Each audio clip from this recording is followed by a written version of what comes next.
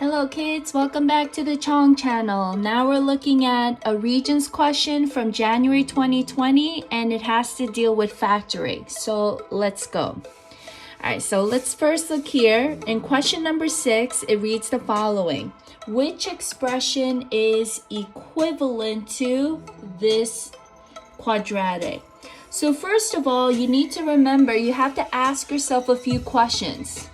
Okay, so first, number 1, is it x factor? Well, x factor is always in the format of x squared, x number. So this is not x factor. Next question you ask yourself is this a difference of perfect squares? Well, right now, that's a difference because it's a subtraction sign. But is 18 a perfect square? Nope. So it's not a difference of perfect squares. So what does that mean? Right now, this question is a GCF. So now let's look at these two numbers. Look at 18 and 15. I'm sorry, 18 and 50. What's a common GCF? Well, they're both divisible by 2. So the common GCF is 2. What else? This has x squared. Does this have an x? No. So the only GCF so far right now is 2. And just a quick review, GCF means greatest common factor. Okay, so let's continue with the distributive. So 2 times what term is 18x squared?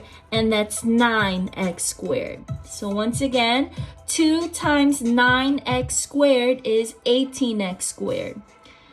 2 times what term is negative 50? And that's negative 25.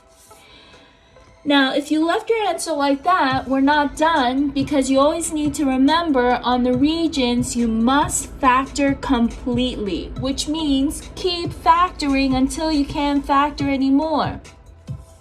All right, so let's recopy this too. And now let's look what's inside the parentheses. So inside the parentheses, you're going to ask yourself these 3 same questions. First, is it x factor? Well, remember, x factor is in the format of x squared, x number. Nope, that's not x factor. Next question you ask yourself, is it a difference? Well, I do see a subtraction sign, so that's a difference. And is each term a perfect square? And it is. So let's set this up. So this here is a difference of perfect squares. So difference of perfect squares. Now, when you're dealing with difference of perfect squares, we need to think about what two perfectly the same multiply to give you this term, 9. So 3 times 3 is 9. What two perfectly the same multiply to give you x squared? X times x is x squared. So here we have 3x times 3x is 9x squared. So once again, what two perfectly the same multiply to give you 25? 5 and 5. So as you see here, they're perfectly the same. The only difference is a sign in between. Positive times a negative is negative. So checking, everything else is factored completely. And so how many factors do we have in this problem? We have 1, 2, 3 factors. And so looking at the multiple choice, when they ask us which is equivalent, it is equivalent to choice 3. Now, that is the end of the problem, but remember, you should always have a backup plan on the Regents. So now, how do we check I'm really correct? So if you remember, anytime you see the phrase equivalent to, you're going to turn your calculator on and go to y equals. I'm going to put my original quadratic in y1, so I'm going to put 18x squared minus 50. So that y1 is the original problem.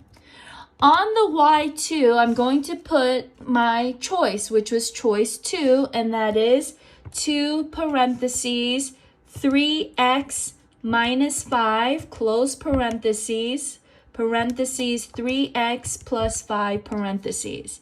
Now, right now, if these two are equivalent, if I go to second graph, so I'm going to press second graph, and anytime I want blue writing, which is the table, I got to press the blue button. So second graph, and when I look at the table, look, all my y values match.